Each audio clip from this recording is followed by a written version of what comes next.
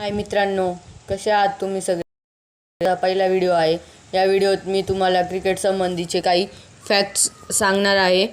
तर चला मित्रांनो, माझ्या व्हिडिओच्या दिशेने वळू. तर फॅक्ट नंबर 1, सचिन तेंडुलकर हा असा एकमेव खेळाडू आहे जो भारताकडून खेळायच्या आधी पाकिस्तान ह्या संघाकडून खेळलेला आहे. 1987मध्ये हा सगळा प्रकार घडलेला होता. मित्रांनो, फॅक्ट नंबर 2 आहे की भारतीय संघ हा जगातील असा एक सर्वप्रथम संघ आहे की जो कसोटी सामन्यात एकाच दिवसात 2दा बाद झालेला आहे. हा फॅक्ट ऐकून तुम्हाला कसे वाटले हे मला नक्की सांगा. मित्रांनो, फॅक्ट नंबर 3 आहे की व्ही.व्ही.एस. लक्ष्मण हा भारताचा एकमेव क्रिकेटपटू आहे की जो 100 कसोटी सामने खेळून सुद्धा एक पण विश्वचषक सामना खेळलेला नाही.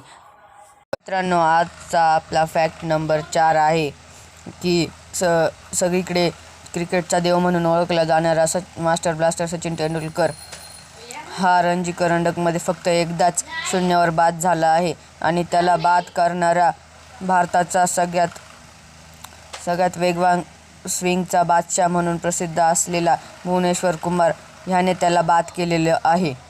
मित्रांनो, तर आज आपला शेवटचा 5 नंबरचा फॅक्ट आहे की भारत हा जगातला असा एकमेव देश आहे ज्याने 60 षटकांचा, 50 षटकांचा आणि 20 षटकांचे असे 3ही विश्वचषक ट्रॉफी जिंकलेल्या आहेत.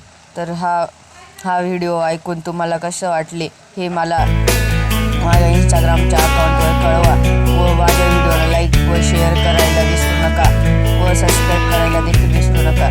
बाय फॉर नाव दोस्तो.